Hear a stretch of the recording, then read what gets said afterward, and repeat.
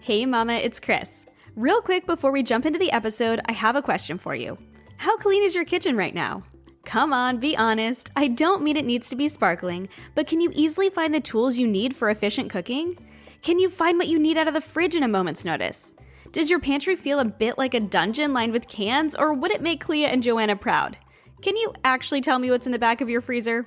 If you answered no, dungeon, and nope, you need the Spring Clean.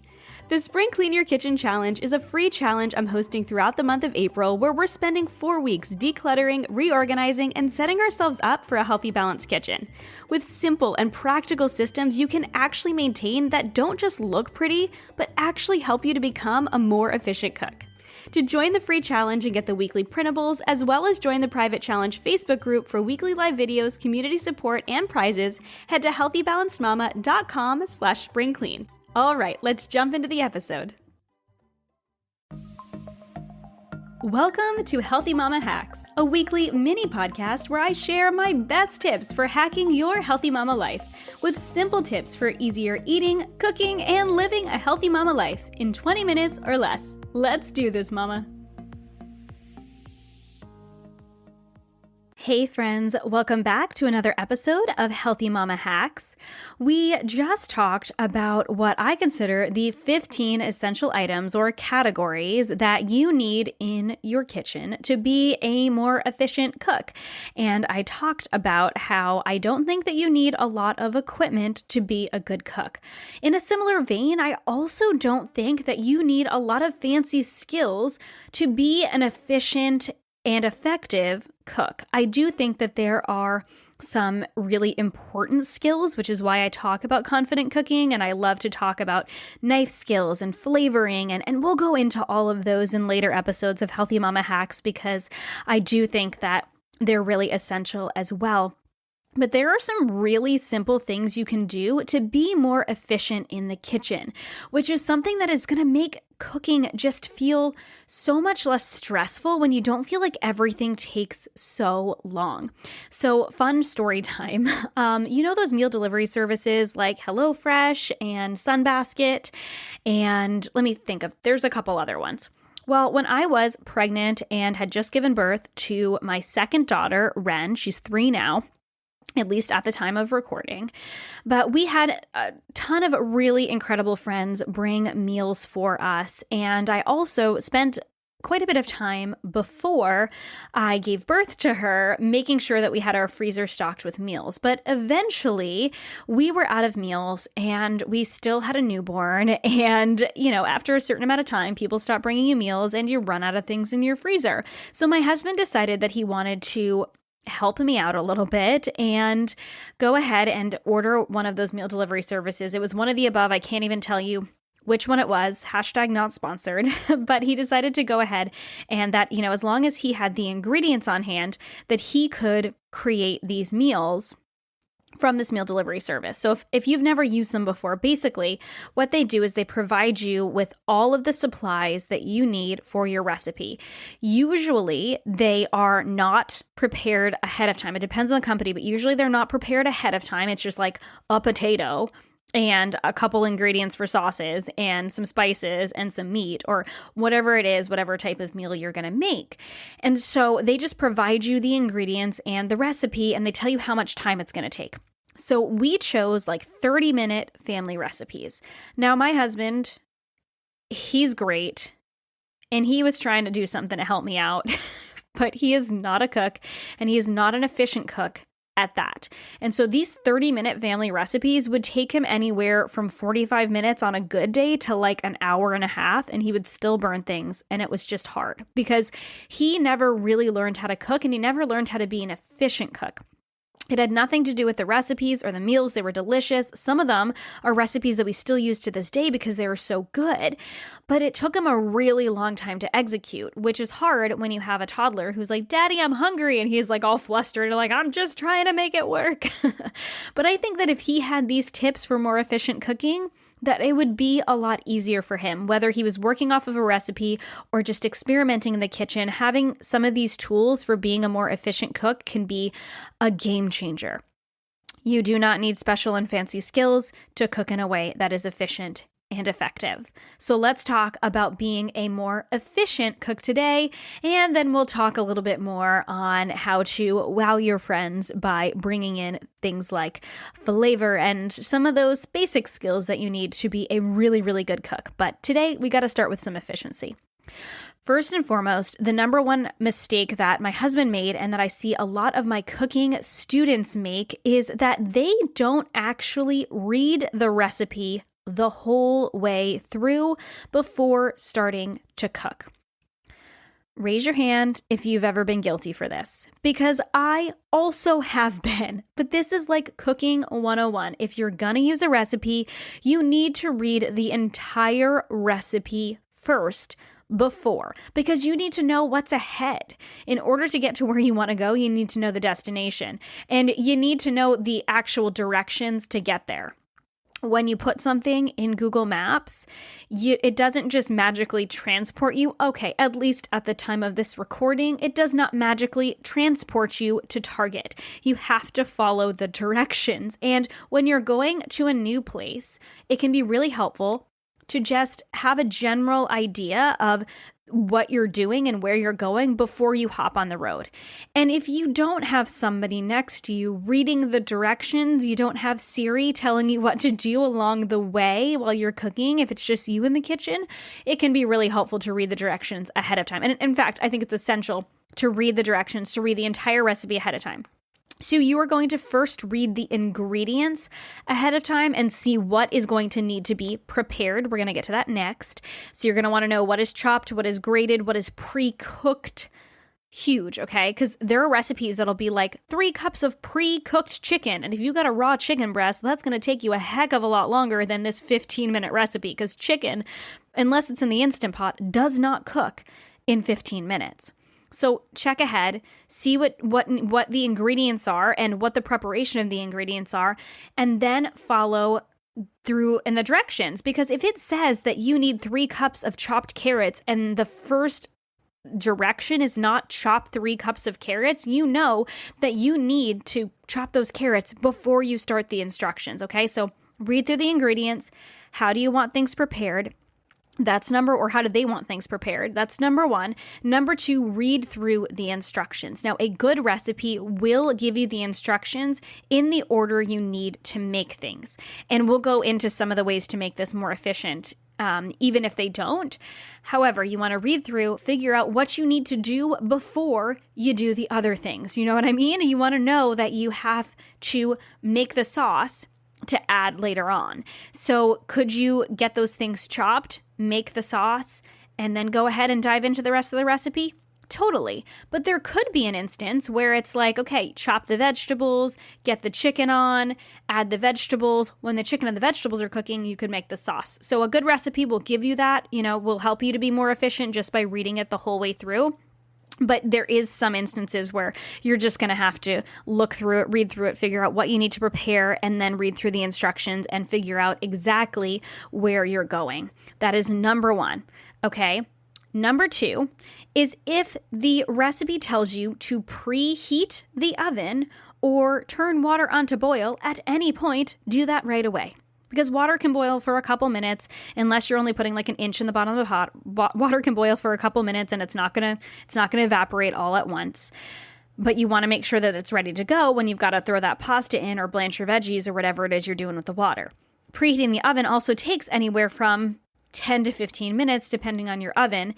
So you're going to want to make sure that that's ready when you're about to go put the chicken in and you're like, oh shoot, I didn't preheat the oven. It will take longer to cook if the oven is not preheated, and you might not get the actual result that you're looking for if it's not preheated ahead of time. So number 1 tip for more efficient cooking is to read the recipe first, walk through the entire process. Number 2, if the recipe at any point says preheat or boil, you want to do that first. Get that going. Number 3, you need to gather your ingredients. So I recommend taking all of your ingredients that you're going to need for this recipe, unless it's like first part is today and the next part is tomorrow, in which case if you just read through the recipe and you realized it's going to take you 24 hours, whoops. So you can leave that in the fridge. In any other case, gather all of your ingredients you are going to need to prepare. put them on the counter, and arrange them in categories for what goes together. Seems like an extra step that's unnecessary. It is not when you are like, okay, I've got to cook the chicken. I've got to season the chicken. So I'm going to make almond flour chicken tenders, which means over here, I've got an egg, I've got some Italian seasoning, I've got some almond flour, I've got some garlic powder, I've got some sea salt. All of these are together. Woo! I can go ahead and make my breading with some almond flour and some Italian seasoning and some garlic powder and some sea salt. I can whisk that up. I can put it aside. I can whisk the egg. I can put that aside. I can take the chicken tenders and I can slice them to my desired size. And I can go ahead and dredge it all and I can pop it in the oven because I already preheated the oven. And look at that. They're good to go in 20 minutes. Easy. But if you go to make those almond flour chicken tenders, which, by the way, that exact recipe is on my website. I will put the link in the show notes. If you go to make those almond flour chicken tenders and you go and you get the chicken out and you're like, okay, now I've got the chicken and I'm going to slice the chicken and I'm going to put the chicken here. And then, okay, I've got to dredge that in an egg. Okay, I've got to go to the fridge and I've got to grab an egg and then I've got to grab a bowl and I've got to crack the egg and I've got to put it in the bowl and I've got to whisk it. Okay, I'm dredging them all in the egg. Okay, now I've got to go. This is why it's important to read the recipe first, gather your ingredients, put them in categories for how you are going to use them. And then, you guys know my favorite French phrase, mise en place. French for everything in its place. This is how professional chefs are efficient. If you think that you go into a restaurant and the chef in the back is chopping and cooking everything for your recipe the thing you ordered off the menu from scratch in that moment, you are sadly mistaken, my friend. And if they are, you're going to be there for a really long time. They have been there since 1 or 2 o'clock, mise en placing. And there are some things that they actually did yesterday. Things like sauces that they toss on top. They probably did it 1 to 3 days ago. Good restaurants are going to be continuously making those items. It's not going to be like several days old, but something like a barbecue sauce can stay for 3 days. I'm actually thinking about a recipe that we used to make at the yacht club that I worked at. It was a high-end yacht club I worked at about 6 years ago now, and it was fabulous. It was like this shrimp on this kale with this barbecue sauce. Super, super tasty. But we made the barbecue sauce ahead of time. And that was actually where I developed my somewhat famous barbecue sauce, was when I was working at that restaurant. And the chef was like, make some barbecue sauce. And I was like, what recipe do you want me to use? And he was like, make it up. And I was like, yes. So I made it. And it was delicious. So that you can make ahead of time. But mise en place means everything in its place. So that means that you're going to get all of the ingredients you need for your recipe ready to cook. Or cooked ahead if it needs to be pre-cooked, but everything you need ready to put into the recipe, okay? So this is definitely going to be peeling, chopping, and pre-cooking if anything needs to be peeled, chopped, or pre-cooked, okay? And just getting it all laid out in the same categories you had it in before, but laid out and ready to go. So when you are about to actually cook things, it's boom, boom, boom, one thing after another, super easy. It is impossible to make a stir fry without burning it if your ingredients aren't all prepped ahead of time, because it's so fast, it's high heat. And we're going to talk about not being afraid of heat in a little bit. When you have everything ready to go, you're way less likely to burn things because you're running around the kitchen. You're way less likely to be stressed. Everything is just ready to go so you can put it in one at a time as you need it. This is the number one tip, okay? Mise en place, everything in its place, chop the things. And hey, friend, if you meal prep, shout out to Healthy Mama Meal Prep, my meal prep course that will help you meal prep for your personality, because we all live different lives and we all need a different way to meal prep. But no matter what way you're meal prepping, whether you are ingredient prepping, you're combination prepping, or you're batch prepping, healthymamakris.com/meal prep if you want to learn more about what the heck I'm talking about. But ingredient prepping is just mise en placing ahead of time. It's just chopping those vegetables, getting those ingredients ready ahead of time, so when you go to make your dish, it all comes together that much quicker. Okay? That's all it is. It's just mise en place ahead of time. Things like vegetables, raw vegetables, will stay in the fridge for several days, chopped and ready to go. Will the onions smell a little bit strong? Yeah, but guess when they don't smell strong? Once you've cooked them into a soup, because then they just smell like the soup because you sauteed them up. But how much easier is it to make a soup when all of the ingredients are chopped and you're not like, okay, I'm going to chop the onion, saute the onion. I'm going to chop the carrots, saute the carrots. I'm going to chop the celery. Everything is ready to go, and it's just toss it in, cook it, toss it in, cook it. So much more calm. Isn't it more calm thinking about it that way? Get everything done ahead of time. It does not take you longer. It will feel like it's taking you longer because you're doing everything at once, but that actual recipe is going to come together in half the time, I promise. Tip number 5, which is also really important and oftentimes people do not do, and this is like the one time where like I will walk in, when my husband was cooking during this phase, like the first and last time he cooked for our family, I would go into the kitchen and I would just like turn back around because I'm like, he's doing something to help us. Do not say anything. You want to keep your space clean when you're cooking. This does not mean you need to like wash the dishes every time you dirty a dish, but it means you put the dishes in the sink when you're done using them. You don't have scraps everywhere. You have a scrap bowl for your veggie scraps. You have your trash can nearby to toss the things. If you've ever seen me cook live, my workspace gets pretty messy because I'm not actually doing the steps that I need to actually make sure I'm keeping my space clean. But when I do, it is much more efficient because you actually have the room to move around and do the things you need to do. So read the recipe through, preheat the oven, gather your ingredients, do your mise en place, and then get rid of any of the stuff that you're not using to cook. Keep your space clean. Get rid of anything you're not using anymore. The can that you used, toss it in the sink to rinse out and put in recycling. Any bowls you're not using, put them away. Utensils you're not using, throw them in the sink. Make sure your space is clean. And this also goes for making sure your space is clean before you start cooking. I should have mentioned that before, but you want to make sure you have enough room to prep in before you actually start cooking. Tip number 6 is to cook the longest item first. If you are cooking a recipe that you have created, if you're making up something on your own, or you're following a recipe and the recipe is a little unclear and it doesn't tell you to cook the longest first, and or you are cooking a recipe or a meal with several items, you want to get the thing that cooks the longest on first so you can prep the other items while that longer cooking item is cooking. So for instance, rice typically takes like 30 minutes to cook.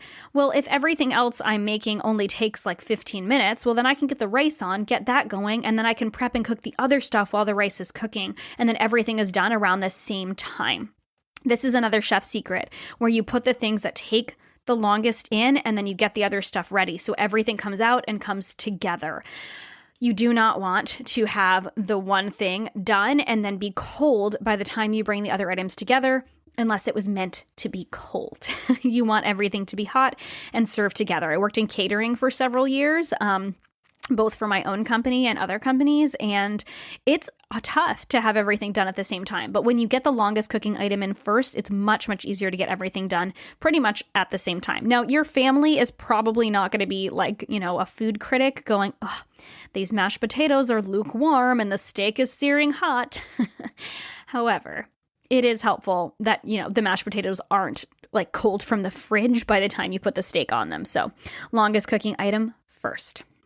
And tip number 7, the last tip for more efficient cooking. And this is a little bit more of, I would say, an advanced tip. I want you to get down these other skills first before you start playing with this one. But I don't want you to be afraid of heat. I don't want you to be afraid of actually cranking that stove up. And when it says cook at medium high, cook at medium high. You don't want to burn the heck out of your food, but you're not going to burn the heck out of your food if you have mise en place, if you're standing with your food, if you are actually actively cooking it and not spending all of your time trying to frantically prep the ingredients. That is a recipe for stress in the kitchen. When everything is prepped and ready to go and you can actually pay attention to what you're cooking, you can turn the heat up a little bit and your food is just going to come together that much easier when you actually utilize fire to actually cook your food.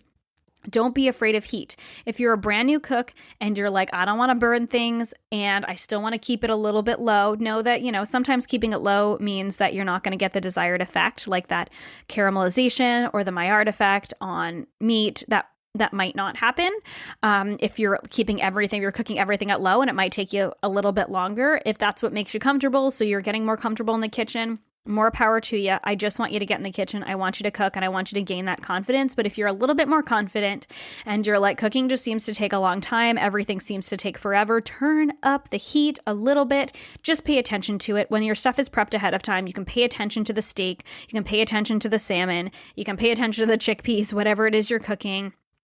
And you will be able to cook more efficiently because higher heat, usually means it's going to cook a little bit faster, but it does require some intention and attention. Intention and attention. So those are my 7 tips, you guys. Those are my 7 tips for becoming a more efficient cook. I know for a fact, being someone who has worked in the culinary industry for almost a decade now, I graduated from culinary school more than a decade ago, and a lot of these skills are things I learned in school, but a lot of these are things I just learned practicing. I just learned working as a personal chef, working in professional kitchens, and then just being a home cook who needs to get dinner on the table because there are tiny humans who are squawking like baby birds because they're hungry. And kids turn mean when they're hungry, right? Okay, let's be real. Adults turn mean when they get hungry too. So these are hacks that I want you to start practicing. Start with number 1, move down to number 7, but I want you to implement these things, and I want you to come and tell me in the Healthy Balanced Mamas Facebook community, facebook.com/group/Healthy Balanced Mamas, or over on Instagram at Healthy Mama Chris. Let me know which of these you're going to implement, which you are not using, and how this has changed your cooking life, because I promise you it will.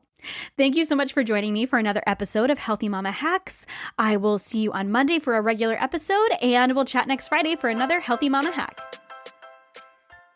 Thank you so much for listening to this episode of the Healthy Balanced Mama podcast. If you loved it, would you take a screenshot and share it with a friend over on Instagram and tag me in it? It helps me so much to know what you love and are taking away from each episode. If you really loved it, would you hop over to iTunes and give me a star rating and review? Every rating and review helps this podcast be seen and heard by more women who need to hear the message of balance and wellness without deprivation. It's the best free gift you could give me. And as a reminder, the information and opinions on this podcast are meant for education and inspiration only and are not to be taken as medical advice, diagnosis, or treatment. Please consult with a trusted practitioner before making any changes. Have a beautiful day, friend, and I'll see you in the next episode.